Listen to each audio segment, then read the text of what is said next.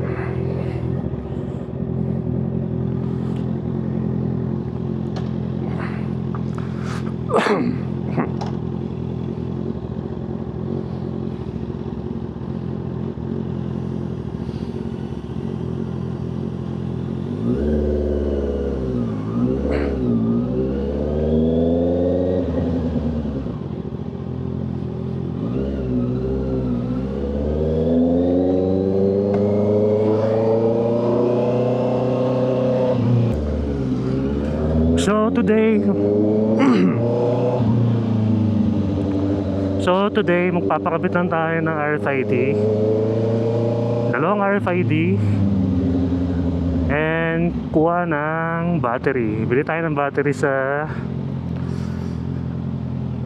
Honda Big Bike Caloocan.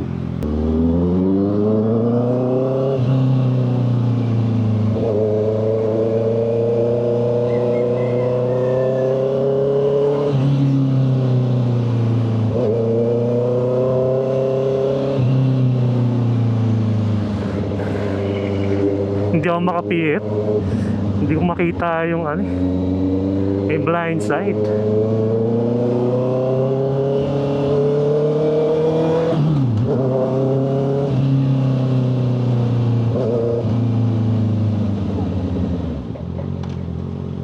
Oh, madulas.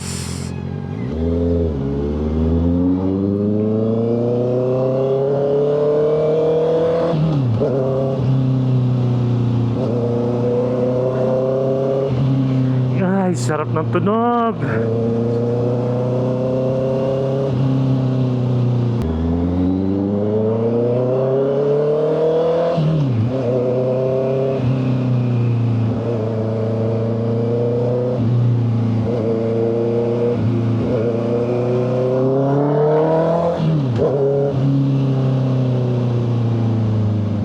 Ito sa Petron. Alam ko dito yan eh.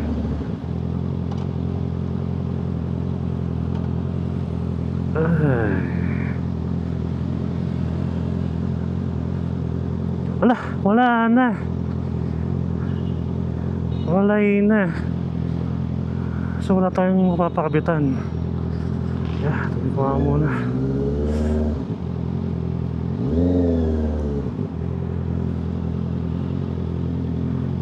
Oh, ayun pala. So park ko nga muna dito.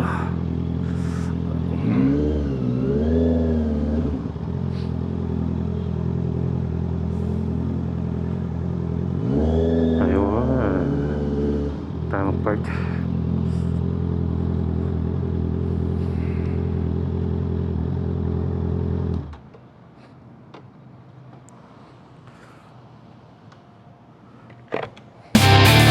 So ayun, nakakabit na yung RFID natin, auto sweep. So ito, linis diba? So tara naman tayo ng Honda Big Bikes sa Caloocan.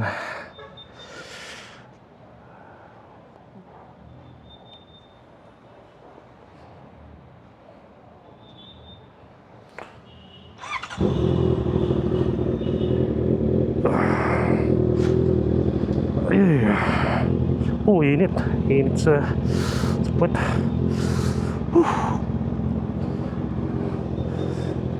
Teka. Tara.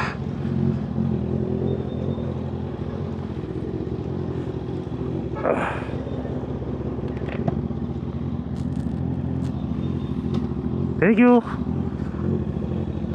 Kalimutan ko yung side stand. Ay.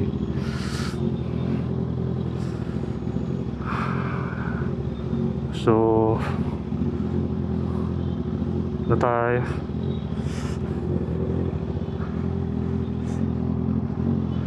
Head sa gaming.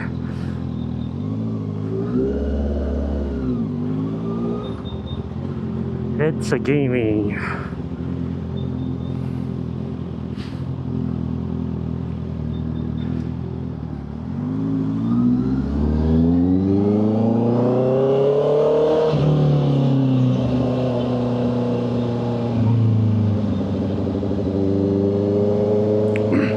So ayun, kung malapit kayo dito sa Cubao or Banda Eastwood, pwede kayo magpakabet dyan, dito sa may Boni Serrano, sa may Petron na gasoline station. Diba? Ang bilis lang. Kailangan mo lang ng ano, yung requirements niya is valid ID and yung ORCR. Nanghihingi nga sila ng photocopy, pero wala tayong photocopy pero buti na lang pwede mo yung send sa Viber nila.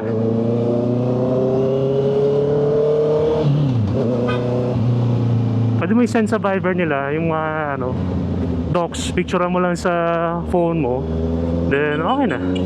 Mabilis lang, wala pang 10 minutes, kapit agad. So to begin with, wala pa yung ZX4RR. Ito na talaga yung gusto kong bike, CBR 650R. Yung previous gen pa yun eh, di ba? Actually mas gusto ko nga yung itsura nun eh, kesa dito nung unang labas na ito. Pero nung tumatagal na, mas nagugustuhan ko na yung itsura na ito, kasi mas sporty yung look niya, mas matalas yung mukha niya, pati yung sa likuran, diba? Mas maganda na yung rear light niya compared dun sa luma, sa previous gen.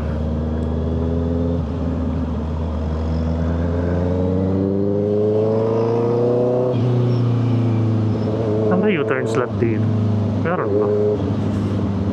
Or wala?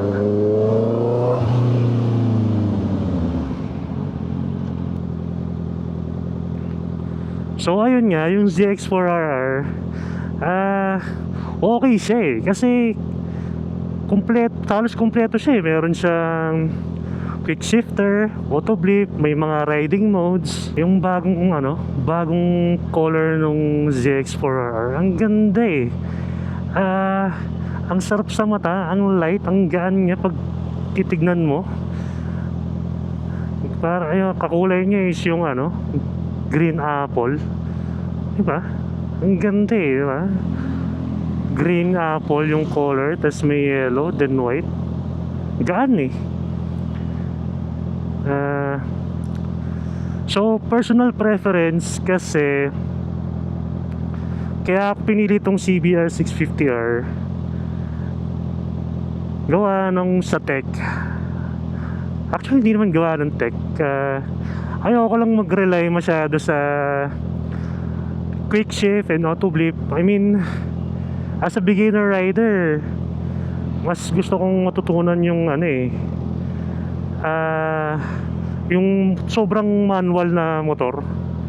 I mean, hindi ko kailangan ng mga riding aids Di ba? So gusto kong matutunan yung mga clutchless shifting, rev matching. Oo, pwede siyang sa ZX4RR, pwede siyang i-on and off yung quick shift and auto blip. Alam ko sa pagkakaalam ko, correct me if I'm wrong. Pero kasi kilala ko yung sarili ko alam mo yun? Na hindi ko makokontrol na tingin ko lagi kung gagamitin yun if ever meron. So yun yung isa, kaya ito yung pinili ko. Manual na manual siya, wala masyadong riding aids, no quick shift, no auto blip, kaya standard yung binili ko hindi siya e-clutch, di ba? So as a beginner rider, marami pa akong dapat matutunan bago ako pumunta doon. Yun yung tingin kong dapat kong matutunan as a beginner rider. Ayokong mag-shortcut, so matutunan lahat. Ganun. Yun lang yung reason. Yun yung isang reason pala.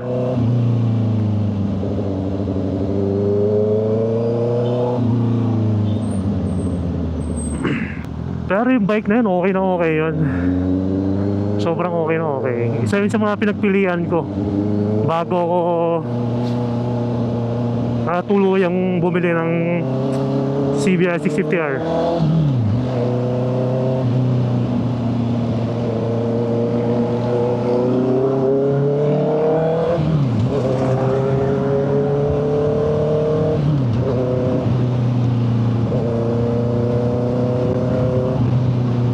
Diretso lang natin to. Daan tayo ng Honda Big Bike Caloocan. Ayan, pag nakita nyo na yung Astrotel at saka itong parang yung monumento na yan, ayan na. So papasok kayo dito, pangatlong exit. Ayan yung una. So ito yung pangalawa, yan yung sa Astrotel. Pero hindi tayo dyan, hindi tayo sa pangatlo.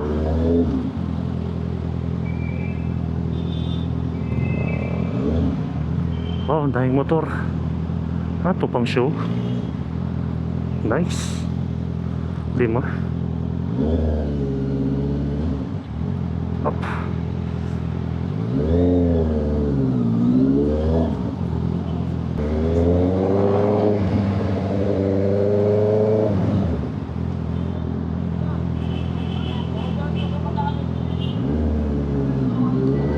Kala ko huli na, kinabahan ako dun So eto na, yan, Victory Plaza. SM na natin. SM ba to? Ayan, ang mall. I'm not sure kung anong mall siya. Ayan, after na tong Paris Mami House, yan. Ayan, makikita mo na yung Honda Big Bike Caloocan. Eto, diba? Ito. Ayan na.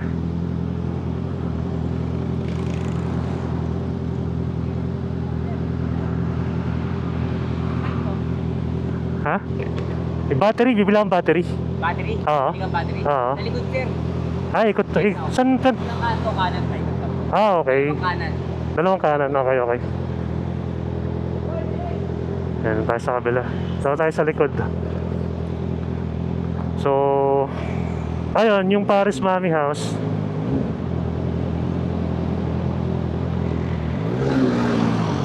Bago mag Paris Mami House, dapat pala kumana na tayo. Tapos kaliwa, yun yung nasa likod. Pero ito yan, pwede rin dito. Kanan. Tapos ito sa east-west.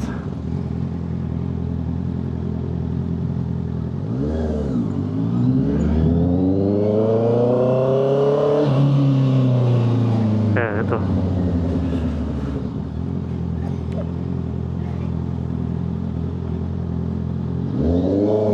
Ito na yung sa likod. Yan.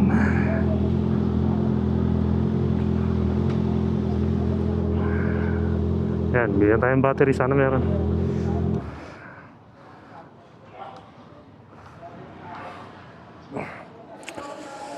So, ayun, nakabili na tayo ng battery.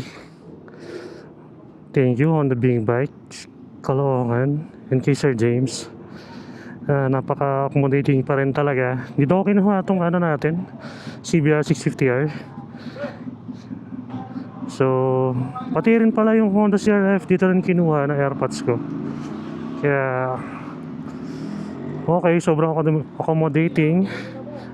Binigyan nila ako ng discount nung kinuha ko itong CBR 650R. Napakalaking discount, 5 digits. Then, ayun, kanina binigyan nila ng water. Sobrang bait talaga, diba? So tara, daanan natin yung ano, Kawasaki sa Valenzuela. Para tingnan natin yung ZX4RR. Yeah. Init sa puwet.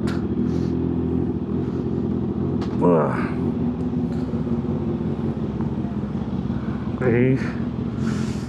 Right.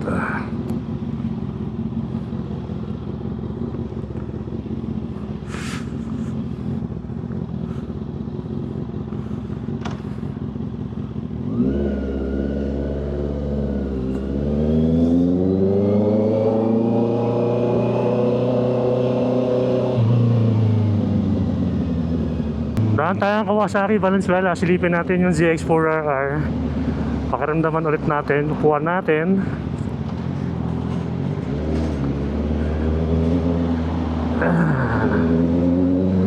Para makita nyo rin yung kulay. Ganda ng kulay nun eh.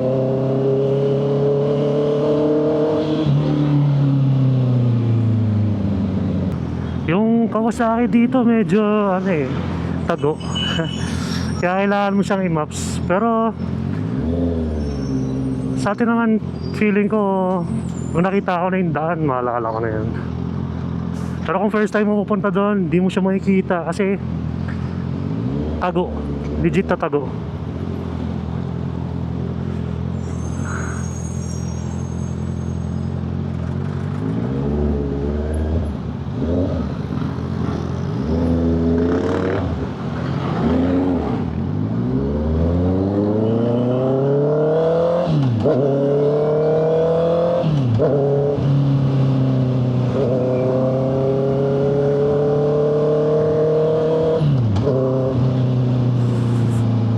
Malapit tayo, tingnan natin yung ZX4RR.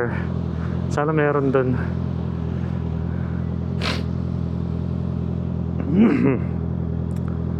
Para ma-compare din natin yung sukat niya dito sa CBR 650R. And don't get me wrong kasi maganda rin yun. It's just that by preference, depende sa inyo or sa akin kung ano yung pipiliin nyo as your first big bike na inline 4 or inline 3, di ba? Or kahit inline 2, depende sa inyo.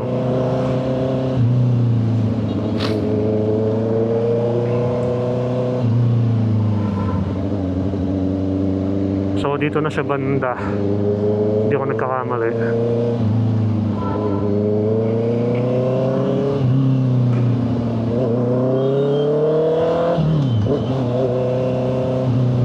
Kawasaki Bikesless. Nasa na siya?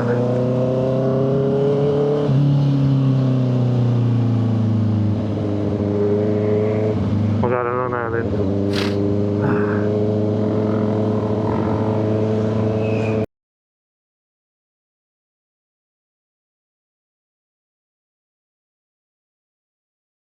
So ayan ZX4RR. Diba? Ganda ng kulay, ang gaan sa mata eh. Sarap tignan. Kulay niya, green apple with yellow and white. Diba? So ang ganda ng pagkakalagay ng ano dito, ng decals. ZX4RR. Ayan, tapos may abang na rin siya dito. for frame slider. Ayan. So, yan lang yung pagkakaiba nila for me. Nanipisan ako dito and medyo maliit siya for me. Yun lang naman, pero tsaka ang advantage din na ito, may nakaabang na spool para dun sa paddocks, diba? Unlike dun sa CBR, wala. I-install mo talaga siya. Ito ikakabit mo, yan mo lang siya meron ng abang, diba? ABS, quick shifter, auto blip, diba? Yung gulong niya, yun yung malaki rin naman, kaso nga lang mas gusto ko sana yung mas malaki. So 160 to, sa CBR 180. Try natin yung buwan, yung feeling. Yan, no? Mukha siyang malapad tingnan. Ayun, ang macho nandito, part na to. Compare lang sa CBR na nipis nung dito Dito buong. Pero yung tangke niya medyo manipis compared sa CBR. Ayan, no? Maliit na sa akin tingnan. Maliit ng feeling for me as a 6 flat. Yan. Pero ang ganda na rin ng dash na yun Ganda ng cockpit no? Black and gold, diba? Brake fluid. So ayun lang naman, yung tatlong ko is mas preferred ko lang talaga yung CBR kasi dream bike, pero hindi ka natalo dito. Ganda rin diba? Depende na lang sa preference mo. Kawasaki ZX4RR, ganda ng kulay talaga, diba? So yun guys, kita natin yung ZX4RR. Hindi ka natalo diba? It's just by preference mo na lang kung anong pipiliin mo, diba? Yung difference nila is yung tangke diba? Tangke medyo mas malapad to, pero dito sa part na to mas magandang tingnan yung ZX4R. Dito kasi ang nipis na itong part na to, pero sa ZX4R siya, makapal, ang macho tignan, diba? And yun nga, yung sa gulong naka 160 yun, and ito naka 180. Ito yung prefer natin, diba? Pero di ka natalo doon if balak mong kunin yun as your first big bike, inline 4, diba? Tapos yung tunog nun mas smooth yung tunog nun. Ang ganda ng tunog nun. Pero tara, uwi na tayo. Ay, wait lang, yung gloves ko pala. Gloves natin. Init. Diba? Kahit anong piliin mo panalo ka na It depends na lang sa'yo kung ano talaga yung gusto mo, diba? ZX4R, panalo na yan. Tsaka smooth yung yung power delivery. Sabi nila dito sa CBR 650R, medyo may pagka-vibration to, pero hindi ko pa na-feel kasi tulad ko, galing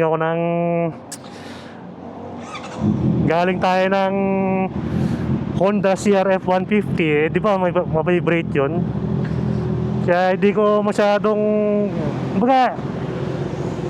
okay lang sa akin kung ma-vibrate, pero di ko pa masyadong nararamdaman. Siguro dahil sanay na ako sa vibration, diba? Pero mas smooth yun. Tsaka for me mas maganda yung tunog ng mga Kawasaki bikes. Napaka smooth.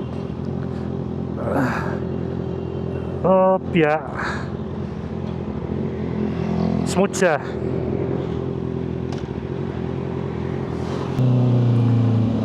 Pero kung kayo pa pipiliin guys, anong mas pipiliin nyo? CBR 650R na walang masyadong tech, o ZX4RR na ang ganda ng tunog, ang smooth ng delivery, and mas mura compare dito sa CBR, I think. Diba? So comment down below kung anong mas trip nyo, and kahit ano naman piliin nyo, okay na okay eh. Diba? So yun na tayo sa Cubao. Nagawa na natin yung mga, ay kulang pa pala, isa pang RFID, easy trip. Pero siguro mamaya na lang or bukas, ipasok na ako eh. So ayun nga, yung tulog nung ZX4R mas smooth compare dito sa CBR 650R. Yung itong CBR 650R natin eh, ano to eh, may tinatawag silang tulog dito eh, garalgal. Unlike sa unlike sa ZX4R na sobrang smooth, tapos ang bass, diba? If nakarinig na kayo ng ZX4R na may aftermarket exhaust, ganda, sarap.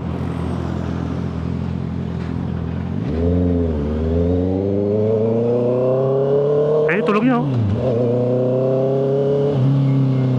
Sarap din, diba? Oo.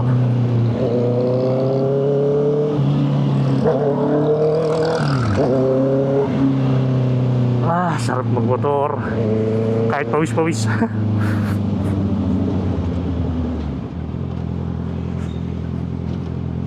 So mai-share ko lang din pala sa inyo, meron akong tatlong bikes na pinagpilian bago tayo bumagsak sa CBR 650R. Isa na to, yung CBR 650R, and yung yan, yung ZX4RR. Then yung pangatlo, wait lang, iwas lang tayo sa lubak.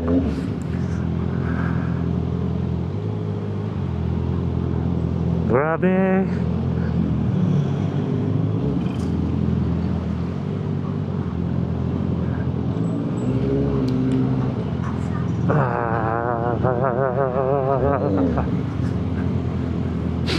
Tapos yung pangatlo is yung CF Moto 675 SR. Grabe. Yun yung isang bike na talagang nahirapan tayo. Talagang binigyan ng magandang laban tong CBR. Muntik ko na kunin yun. Legit. Pero pag-usapan na lang natin yun sa next vlog. Hindi na kakayanin kung pupuntahan ko pa. Next time na lang, daan ulit tayo dito.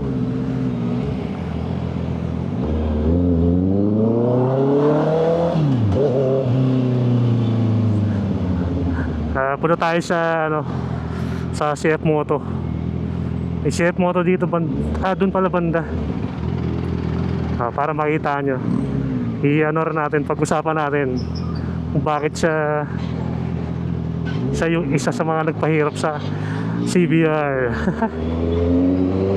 So ayun lang, kung anong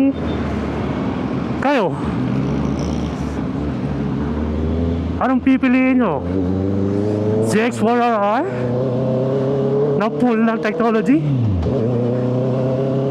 and smooth yung power delivery, o itong CBR 650R na yung tulog niya is may garalgal and medyo mabigat pala siya compare dito sa sa ZX4RR. Comment down below. So ayun lang, please like and subscribe sa ating channel and press that notification button para updated tayo sa journey natin using our CBR 650R.